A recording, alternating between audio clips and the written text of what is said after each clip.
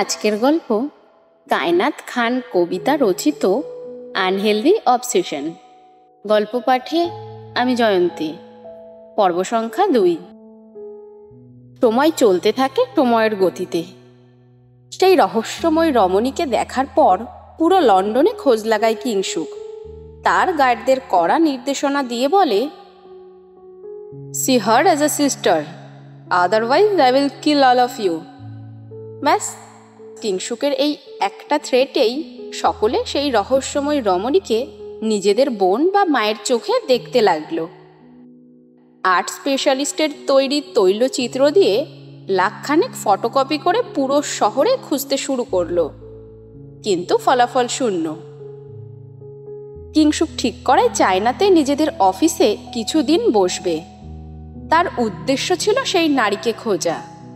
যেহেতু সে দেখতে কিছুটা চাইনিজ মেয়েদের মতো, হতেও তো পারে সে আসলেই চাইনিজ। 2019 সালের অক্টোবর থেকে 2020 সালের জানুয়ারি অবধি কিংসুক চায়নাতেই থাকে। এত বড় সিটিতে তার সমস্ত পাওয়ার কাজে লাগিয়ে দেয় মেয়েটাকে খুঁজতে, কিন্তু সেখানেও ফলাফল শূন্য। দিন যত যেতে থাকে কিংসুকের জেদ, সেই রমণীকে কাছে পাওয়ার তীব্র বাসনা একটু একটু করে মনে জেগে বসতে থাকে। কিংসুক সেই রমণীর জন্য এতটাই ডেসপারেট হয়ে যায় যে তার জন্য একটি রুম তৈরি করে, নাম দেয় লাভ রুম, যেখানে সেই মেয়েটির 500-র অধিক ছবি আর্ট করে সাজিয়ে রাখে। পাতাল থেকে হলেও তোমাকে খুঁজে বের করবো মেয়ে। দিন যত যায় কিংসুকের পাগলামো ততটাই বাড়তে থাকে, খানিকটা সাইকোদের মতো। না হলে প্রথম দেখায় হাতের ট্যাটু কে করে, তাও পার্মানেন্ট? আবার সেই মেয়ের ছবি এঁকে তাকে পুরো বিশ্বে কে খুঁজে? আসলে একজন সাইকো লাভারের দ্বারা সবই সম্ভব। বিশ্ব যখন করোনার মহামারীতে আক্রান্ত, তখন কিংসুক লন্ডনে তার গ্র্যান্ডপার কাছে চলে আসে। পুরো পৃথিবী তখন একটি আতঙ্কের মাঝে।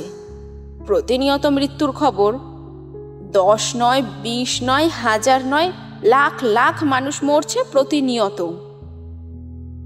স্বজনহারা হচ্ছে কোটি কোটি মানুষ। করোনা যখন পুরোপুরি মহামারীর আকার ধারণ করে, তখন পৃথিবীর এক স্থান থেকে আরেক স্থানে যাতায়াত নিষিদ্ধ। বিশ্বের সব থেকে ধনী লোকটাও গৃহবন্দী তখন। ঠিক সেই সময়ই পুরো বিশ্বে একটি মর্মান্তিক খবর ছড়িয়ে পড়ে। বিশ্বের তৃতীয় ধনকুব ফার্স্ট কিংস বার্ধক্যজনিত কারণ এবং করোনাতে আক্রান্ত হয়ে ইন্তেকাল করেন। নিউজটা তখন বিলবোর্ডের টপ নিউজ। একা হয়ে যায় কিংসুক। তার একমাত্র সঙ্গী ছিল তার গ্র্যান্ডপা, কিন্তু তিনিও তাকে ছেড়ে চলে যায়। করোনার মহামারীর কারণে দেশ থেকে তার ফুপি এবং বোন বা কোনো আত্মীয় স্বজনরাই আসতে পারেনি তার এই সব থেকে কষ্টের দিনে।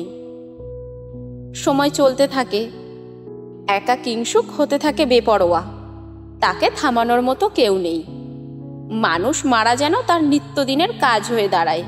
কিন্তু কথায় আছে, টাকা সাদাকে কালো আর কালোকে সাদা বলাতে পারে। তাই সে ওর নিজের ক্ষমতা আর টাকার জোরে বারবার বেঁচে যায়। কিংসুক এতটাই হিংস্র হয়ে ওঠে যে সামনে এখন কেউ ভয়ে কথাই বলতে পারে না। এভাবেই দিন যেতে থাকে। পুরো পৃথিবী যখন করোনা নামক অভিশাপ থেকে মোটামুটি স্বাভাবিক জীবনে ফিরছে, ঠিক তখনই 2022 সালে কিংসুক ঠিক করে দেশে যাবে। কারণটি ছিল তার ফুপি। 2019 থেকে 2022 ভিডিও কল ছাড়া ফুপির সাথে দেখা হয়নি কিংসুকের। মাঝে মাঝে বোন কথা বলতো, কিন্তু তাদের দেশের খান বাড়িতে ফুপির পালিত মেয়ের অত্যাচারে ঠিকমতো কিংসুকের সাথে কথা বলতে পারত না। তার উপরে লন্ডন আর বাংলাদেশের সময়ের ব্যবধানের কারণে খুব একটা কথাই হতো না।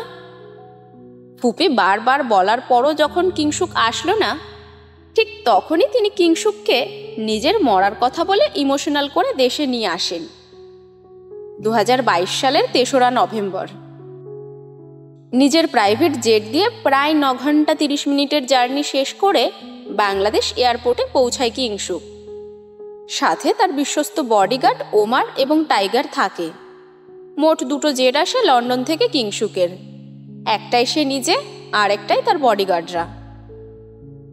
দেশে পুলিশরাও তাকে নিরাপত্তা দেওয়ার জন্য সুব্যবস্থা নেয়। দেশে আসতেই নিজেদের পার্সোনাল গাড়ি নিয়ে খানবাড়ির উদ্দেশ্যে রওনা দেয় কিংসুক। প্রথমে ভেবেছিল হেলিকপ্টার দিয়েই সে যাবে, কিন্তু তার 2জন গার্ড কিছু সন্দেহ করায় শেষ অবধি গাড়ি নিয়ে আসতে হয় তাকে। ধরতে গেলে প্রায় 7টি গাড়ি এয়ারপোর্ট থেকে আসে খানবাড়ির উদ্দেশ্যে। খানবাড়ি লন্ডনের মতো খানবাড়িও সেম ডিজাইনে করা, কিন্তু তফাৎ হচ্ছে এখানে সমুদ্র নেই আর একসাথে কয়েকটা বাড়ি আছে। সবগুলোই দেশের মোটামুটি ধনী ব্যক্তিদের বাড়ি। তার মধ্যে সব থেকে বড় ম্যানশন হলো খান ম্যানশন।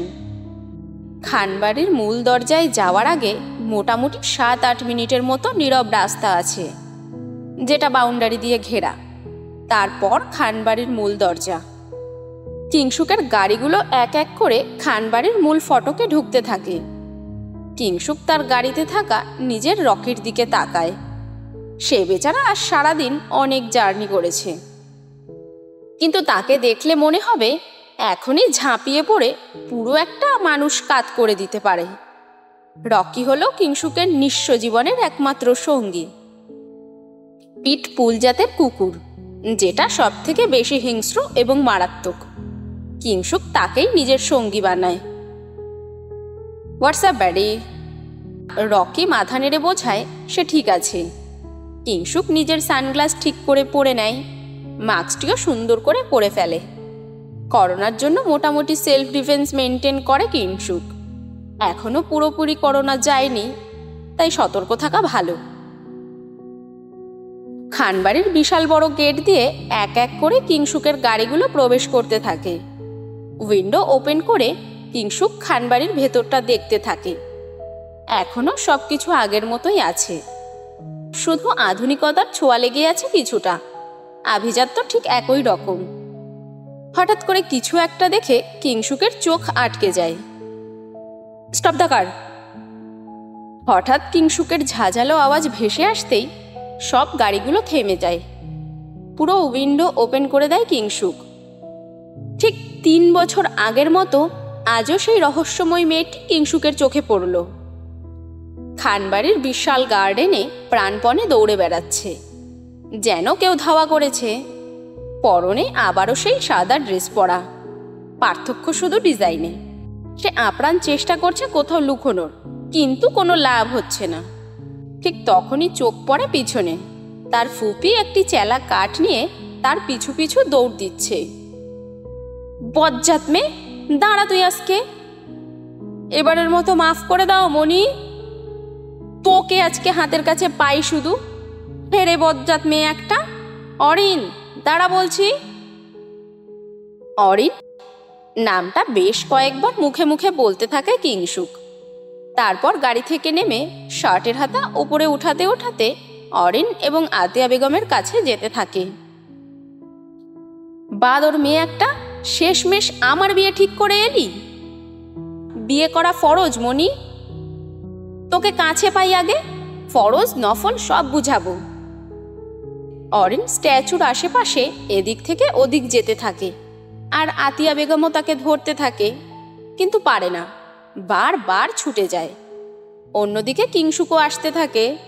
কিংসুক নিজের শার্টের হাতা উপরে তুলতে তুলতে চোয়াল শক্ত করে এসে অরিনের হাত ধরে খুব জোরে টান দেয়।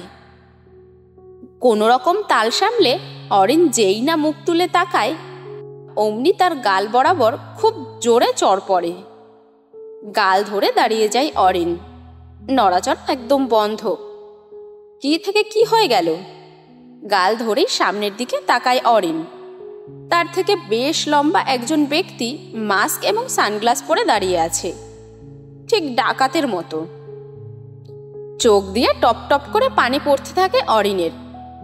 এই প্রথমবার সে চড় খেলো, তাও এত জোরে। এতদিন সময় লাগলো সামনে আসতে? কিংসুক খুব জোরে ধমকিয়ে ওঠে অরিনকে। কিংসুকের ধমক শুনে চমকে ওঠে অরিন। পরক্ষণেই মুখ শক্ত করে 2 কদম পিছিয়ে যায় এবং স্ট্যাচুর সাথে থাকা ছোট্ট চেয়ার এনে কিংসুকের সামনে রাখে এবং তাতে উঠে দাঁড়ায়। কিংসুক কপাল কুঁচকে অরিন কি করতে আজগুবি কাজ করছে সেটা দেখতে থাকে। চেয়ারে উঠে অরিন কিংসুকের গাল বরাবর খুব জোরে থাপ্পড় বসিয়ে দেয়। হঠাৎ এত জোরে থাপ্পড় খেয়েও কিংসুকের বিন্দুমাত্র রাগ হলো না, কিন্তু তার রকি ঘেউ ঘেউ করে ওঠে। সাথে গার্ডরাও বন্দুক তাক করে সামনে আসতেই ভয় গলা শুকিয়ে যায় অরিনের। কিংসুক হাতের ইশারা দিয়ে সবাইকে দূরে যেতে বলে আর অরিনের দিকে তাকায়। গার্ডরা দূরে যেতেই অরিন আবারও পার পেয়ে যায়। সে কোমরে হাত দিয়ে দাঁতে দাঁত পিষতে পিষতে বলে, হাত কেটে অন্য হাতে ধরিয়ে দেব, জানো আমি কে? কিংসুক মাস্ক সরিয়ে অরিনের মুখ বরাবর তাকিয়ে হালকা বাঁকা হাসি দিয়ে বলে ওঠে, আমার বউ। ভ্যাবাচাকা খেয়ে যায় অরিন। কিংসুক মাস্ক খুলতেই সে ছিনে ফেলে। এটা তো কিংসুক আবির খান, তার মনির ভাইয়ের বড় ছেলে, বাইকারের বড় ভাই।